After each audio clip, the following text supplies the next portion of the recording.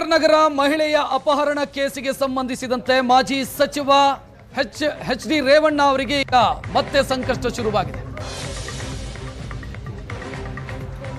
ರೇವಣ್ಣ ವಿರುದ್ಧ charge sheet ಸಲ್ಲಿಸದಂತೆ ನೀಡಿದ್ದ ತಡೆಯಾಜ್ಞೆ ತೆರವಾಗಿದೆ.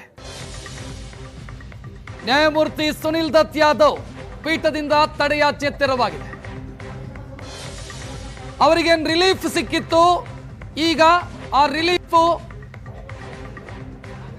ಮುಕ್ತವಾಗಿದೆ ಅಥವಾ ರಿಲೀಫ್ ಇಂದ ಆಚೆ ಬಂದಿದ್ದಾರೆ ರೇವಣ್ಣ. ಸಂಕಷ್ಟ ಶುರುವಾಗಿದೆ. ಈ ಕೇಸಲ್ಲಿ ಚಾರ್ಜ್ ಶೀಟ್ ಸಲ್ಲಿಸದಂತೆ ಇದ್ದಂತ ತಡೆಯಾಜ್ಞೆ ಸದ್ಯ ತೆರವಾಗಿರೋದು ಹೈಕೋರ್ಟ್ನಲ್ಲಿ. ಈ ಕೇಸಲ್ಲಿ ರೇವಣ್ಣ ಅವರು ಜೈಲಿಗೂ ಹೋಗಿ ಬಂದ್ರು.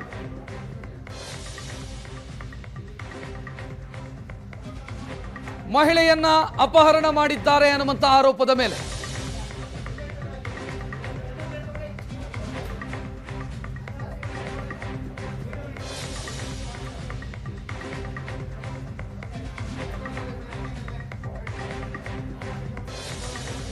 ಹೆಚ್ಚಿನ ಡೀಟೇಲ್ ನೀಡೋದಕ್ಕೆ ನಮ್ಮ ಪ್ರತಿನಿಧಿ ರಮೇಶ್ ಫೋನ್ ಸಂಪರ್ಕದಲ್ಲಿ. ರಮೇಶ್, ಹೆಚ್ಚಿನ ಡೀಟೇಲ್ ಏನ್ ಕೊಡ್ತೀರಿ ಇದಕ್ಕೆ ಸಂಬಂಧಿಸಿ? ಮಾಜಿ ಸಚಿವ ರೇವಣ್ಣ ಅವರ ವಿಚಾರಕ್ಕೆ ಸಂಬಂಧಪಟ್ಟಂತೆ ಏನೋ ಒಂದು ಮಹಿಳೆ ಅಪಹರಣ ಪ್ರಕರಣ ಏನು ಆರೋಪ ಕೇಳಿ ಬಂದಿದ್ದು, ಅದಕ್ಕೆ ಸಂಬಂಧಪಟ್ಟಂತೆ ಈಗ ಚಾರ್ಜ್ ಶೀಟ್ ಅನ್ನ ಸಲ್ಲಿಕೆ ಮಾಡಲಾಗಿದೆ. ಇದಕ್ಕೆ ಈ ಪ್ರಕರಣವನ್ನು ರದ್ದು ಕೋರಿ ಹೈಕೋರ್ಟ್ ಮೆಟ್ಟಿಲೇರಿದ್ರು. ಈ ಸಂಬಂಧಪಟ್ಟಂತೆ ವಾದ ಪ್ರತಿವಾದವನ್ನ ಆಲಿಸಬೇಕಾಗಿತ್ತು. ಆದ್ರೆ ಅವರ ಪರ ವಕೀಲರು ಇವತ್ತು ಬಂದು ವಾದವನ್ನ ಮಾಡಬೇಕಾಗಿದೆ. ಆದ್ರೆ ವಕೀಲರ ಗೈರು ಹಾಜರಿಂದ ಸಮಯಾವಕಾಶವನ್ನ ಕೇಳಬೇಕು ಅಂತೇಳಿ ಕೊಡ್ಬೇಕು ಅಂತೇಳಿ ಮನವಿಯನ್ನ ಮಾಡ್ತಾರೆ. ಆದ್ರೆ ವಕೀಲರು ಇಲ್ಲದೆ ಇರೋದಕ್ಕೆ ಸಂಬಂಧಪಟ್ಟಂತೆ ಹೈಕೋರ್ಟ್ ಪೀಠ ಸಾಕಷ್ಟು ಒಂದು ಅಸಮಾಧಾನವನ್ನು ವ್ಯಕ್ತಪಡಿಸಿರುವಂತದ್ದು. ಮತ್ತೆ ಈ ಸಂಬಂಧಪಟ್ಟಂತೆ ಅವ್ರಿಗೆ ಏನೊಂದು ರಿಲೀಫ್ ಅನ್ನ ಕೊಡಲಾಗಿತ್ತು. ಅಂದ್ರೆ ಅವರ ವಿರುದ್ಧ ದೋಷಾರೋಪಣಾ ಪಟ್ಟಿಯನ್ನ ದೋಷಾರೋಪವನ್ನು ಹೊರಡಿಸಿದಂತೆ ಆದ್ರೆ ಅವರ ವಿರುದ್ಧ ಚಾರ್ಜಸ್ ಅನ್ನು ಫ್ರೇಮ್ ಮಾಡ್ಲಿಕ್ಕೆ ಸಂಬಂಧಪಟ್ಟಂತೆ ಒಂದು ತಡೆಯಾಜ್ಞೆ ನೀಡಲಾಗಿತ್ತು. ಆ ತಡೆಯಾಜ್ಞೆಯನ್ನ ತೆರವು ಮಾಡಿರುವಂತದ್ದು. ಆ ಮೂಲಕ ಕೆಲವೊಂದ್ ಕಡೆ ರೇವಣ್ಣ ಅವರಿಗೆ ಒಂದ್ ರೀತಿ ಅವರ ವಿರುದ್ಧ ದಾಖಲಾಗಿದ್ದಂತ ಒಂದು ಪ್ರಕರಣಕ್ಕೆ ಸಂಬಂಧಪಟ್ಟಂತೆ ಈಗ ಚಾರ್ಜಸ್ ಫ್ರೇಮ್ ಆಗಿ ವಿಚಾರಣೆ ಮುಂದುವರೆದ ಸಾಧ್ಯವಿರುವಂತದ್ದು. ಸೊ ಈಗ ಅವರ ವಿರುದ್ಧ ಒಂದಿಷ್ಟು ಏನೋ ಅತ್ಯಾಚಾರ ಪ್ರಕರಣಗಳು ದಾಖಲಾಗಿತ್ತು. ಅದಕ್ಕೆ ಒಂದು ಪ್ರಕರಣದಲ್ಲಿ ಅವರ ವಿರುದ್ಧ ಅವರು ಏನೋ ಆರೋಪವನ್ನ ಮುಕ್ತ ಮಾಡಿ ಪ್ರಕರಣವನ್ನು ರದ್ದು ಮಾಡಿತ್ತು. ಆದ್ರೆ ಈ ಒಂದು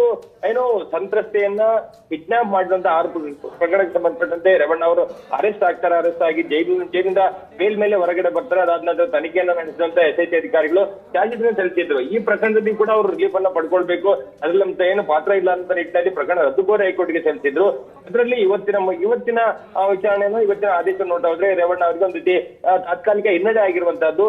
ಈ ಹಂತದಲ್ಲಿ ಸೆಷನ್ಸ್ ಕೋರ್ಟ್ ಅವರ ವಿರುದ್ಧ ಏನು ದಾಖಲಾಗಿದ್ದ ಚಾರ್ಜ್ ಶೀಟ್ ಸಂಬಂಧಪಟ್ಟಂತೆ ಚಾರ್ಜಸ್ ಅನ್ನ ಫ್ರೇಮ್ ಮಾಡಿ ಆ ಸಂಬಂಧಪಟ್ಟಂತೆ ಒಂದು ಟ್ರಯಲ್ ಸದ್ಯದಲ್ಲೇ ಆರಂಭ ಆಗುವಂತ ಲಕ್ಷಣ ಕಂಡು ಬರ್ತಾ ಇದೆ. ಥ್ಯಾಂಕ್ ಯು ರಮೇಶ್ ಮಾಹಿತಿಗೆ.